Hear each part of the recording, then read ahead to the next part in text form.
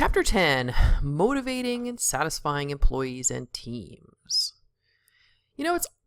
People often confuse motivation and morale, but they're definitely not the same thing. So motivation is more of an internal drive. What makes employees want to succeed, what makes them want to do a good job and work hard. While they're closely related, morale is not the same thing. Morale is a bit more job specific. It's how an employee feels about his or her particular job. Now, I'm including a fascinating link that talks about the relationship between compensation and motivation. So I'd like you to click on the link and take a look at that clip and then come back to this video lecture. So looking at the clip that you just looked at on compensation and motivation, what type of job lends itself to scientific management? What type of job would respond well purely to increasing compensation as a form of motivation? And if you said kind of basic repetitive manual tasks, you're absolutely right. And so it's probably not surprising that scientific management looked at repetitive basic manual tasks. And at the time, this actually was quite a series of insights. So back in the day, back at the beginning of the Industrial Revolution, things were pretty haphazard. So you see the gentleman in the back with that shovel? That may be a 5-pound shovel, maybe a 10-pound shovel. Who knows? More than likely, he showed up with it because it's his shovel. And so, as I said, things were not very standardized. You could have a different weight of shovel depending on the man. You could have a different series of movements. So Frederick Taylor came along and he said, would it be more effective, let's go back to him, if we found out which man was the most successful at shoveling and then everybody else replicated his style? And sure enough, he found out that there is a best way. And it did work to replicate that style. And this was the birth of the piece rate system. So what they did is they increased compensation based on output. So workers were rewarded proportionally for outputting more. So the challenge, however, with Taylor's approach was that it didn't take into account internal drives. So the attention to internal drives really came about as a result of the Hawthorne studies. And the Hawthorne studies was a logical follow-on to Frederick Taylor's work because they said, okay, we looked at how people move, we looked at the tools they use, what's the next logical thing to look at to improve output? And that would be environment. So what they did is, back in the day, the workplace could be fairly dark.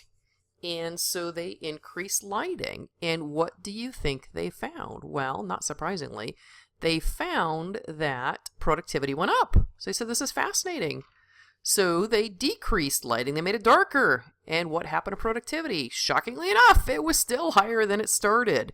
And what they finally realized is, they weren't really measuring lighting per se. What they were measuring, inadvertently, of course, was the fact that the employees liked that finally someone's paying attention to them. So what they realized was human factors, human motivation can make a huge difference. This was the birth of the human relations movement. And the video that we saw, the clip that I included, kind of made the point that employees are not horses. So just saying, okay, if I give you a carrot, let's see if you run faster. They do have certain internal drives.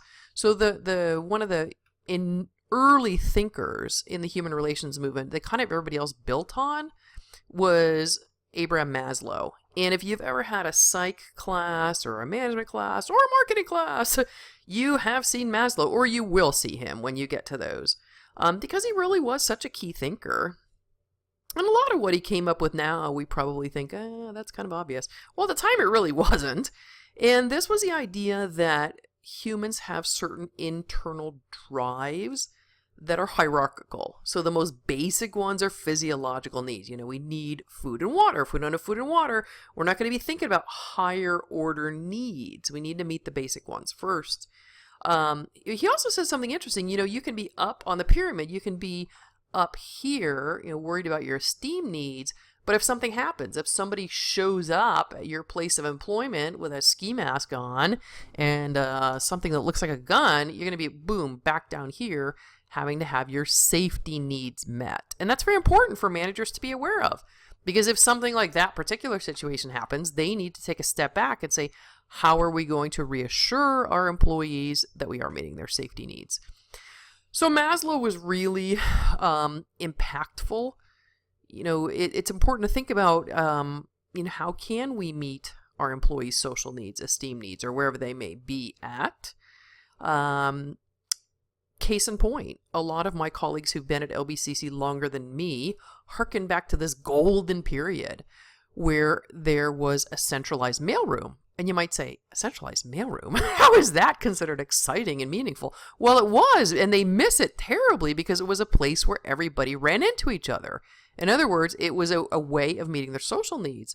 And so while things are, I think, more efficient now that we do most things through email, we do have dispersed mailrooms, people really, really miss that social aspect. So there's lots more I could go into with Maslow, but in the interest of time, let's move on to some other thinkers that kind of built upon Maslow. One of the biggies is Hertzberg. And Hertzberg kind of harkens back to this video that you just saw, that compensation is not the be-all and end-all. And in fact, if you look on the right-hand side of your slide, you see that compensation is a hygiene factor, meaning that if you don't have enough of it, you're going to be dissatisfied with your job and probably looking for something else. But if you have enough, then just adding more is not going to make you jump up on a Monday morning and say, oh my gosh, I can't wait to get to work. So what Hertzberg said is there are actually two different sets of factors to take into consideration. So hygiene factors are just the basic minimum. They're the ones that are going to, if they're not there, you're going to hate your job. But if they are there, even if they're really, really there and they're really, really great, you're still not going to love your job because the I love my job or the motivation factors are a different list.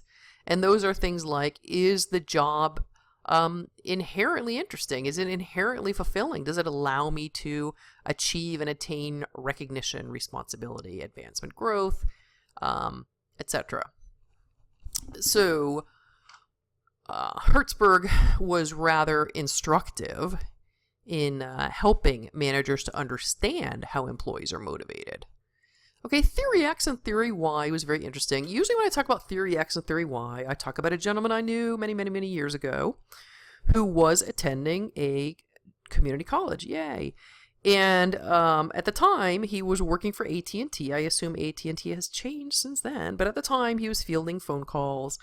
And it was a really rigid environment. The gentleman in the story was a smoker, and so he went outside periodically. And when he did, he had to dial out on his phone. I mean, it was wild. I remember back in the day, punching in for a job. But I certainly don't remember punching out just to take a break and then punching back in. So at his work, Big Brother knew where you were all the time. And it was interesting because Big Brother, and by that I mean management, had set quotas for the employees that they had to meet. And so I don't remember the exact figure, but let's say it was 75 phone calls. Well, this gentleman very quickly realized he could do 80. But the thing that was interesting is once he went above 75, nothing happened. And so he stopped doing it. So he'd do his 75 calls and stare at the ceiling the rest of the day.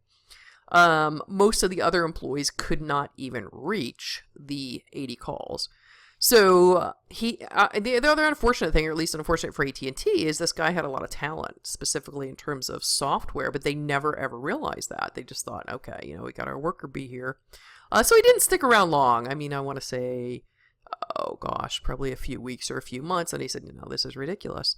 So my question to you, looking at the list, is was AT&T at that time, and as I said, I think they've probably gotten their act together a little better by now, were they coming from a Theory X perspective or a Theory Y perspective? So take a minute, look at the list, and see what you think. And if you said theory X, you were absolutely correct. So back to the clip that you watched earlier, they really did treat employees kind of like horses. Their thinking was, employees are, basic animals. They like to avoid work, therefore we need to watch them, and we need to crack the whip, and we need to really, really control them, or they'll just mess around. And unfortunately, that doesn't work well with an employee who is highly motivated. So, moving on, let's look at Theory Z. I recall quite well being at an employer who touted Theory Z, because at that time, the Japanese were beating us quite handily in a number of endeavors, the biggie being automobiles. And so the thinking was, well, a Japanese firm with their lifetime employment and their collective decision-making and all this, that's the right way to do it because they're winning the economic game. Well, I was like, you know what? I don't think so. I think part of it is at least cultural because Japan is a collectivistic society. So I'm not sure, I said at the time, I'm not sure you could take everything from Japan in terms of management practices and translate it wholesale to an American company. And it turns out I was right because very shortly after I made that statement, Japan did slide into a recession. So yeah, Japanese management has a lot going for it, but it's not necessarily the way to do things. It's a way. But Theory Z is the idea that the Japanese management does have a lot to offer. American management does have a lot to offer. Hey, how about we combine them and ideally get the best of both worlds? So you can see that marriage here produced a Theory Z firm. Moving on, reinforcement theory is the premise that if you reward a behavior, it's more likely to be repeated. So let's look at our example that I gave you a minute ago of Jim at AT&T. When he went above 75 calls, that was a positive, that's what they wanted, was that behavior rewarded? No, it wasn't. They did absolutely nothing. And so it extinguished. When you don't reward a behavior, you just do nothing, eventually it extinguishes. You get extinction where the behavior just ceases. Okay, what about equity theory? The really interesting thing in that case, you could argue that equity theory applied there as well with the AT&T case, because the other employees were consistently getting below 75 calls, he got above, and there was no differentiation. So with equity theory is really interesting because if you have, let's say you've got two employees, employee A and employee B, and let's say that according to employee A, they're both putting in a lot. If employee A then gets a $1 an hour raise and employee B gets $2 an hour raise, employee A will be unhappy. And it's funny if you think about it because employee A is getting more, they should be happy, right? Well, no, because humans tend to compare ourselves to each other. And you can confirm that if you ask two roommates, who does the majority of the work, because one will say, oh, I do 70% of the work. The other will say, I do 60%. Well, add them up. That's more than 100, which is not mathematically possible. So people do tend to think, oh, okay, I'm putting in a lot, therefore I should be rewarded commensurately. And if they think they're not being treated fairly, then they tend to retaliate against the employer. And that could be showing up late. It could be more extreme forms. So expectancy theory is what an employee thinks is going to happen. If they don't think there's going to be any positive outcome, they're not going to engage in that behavior. Goal setting theory is sitting down with an employee and establishing goals together, kind of like MBO or management by objectives. Employees are more motivated. They've got more buy-in because they set them with their employer rather than just being dictated to. So some of the key motivation techniques we had seen in earlier chapters, such as job enrichment, flex time, is being allowed within a framework to set your own hours. Telecommuting is working at least part of the week from home. An ESOP, or employee stock ownership, allows employees to become part owners of the company through stocks, of course. I alluded to MBO, and as I said, a large part of that is setting goals together with the employer. really in a collaborative framework. And you can see, like anything else, it's got its advantages and disadvantages.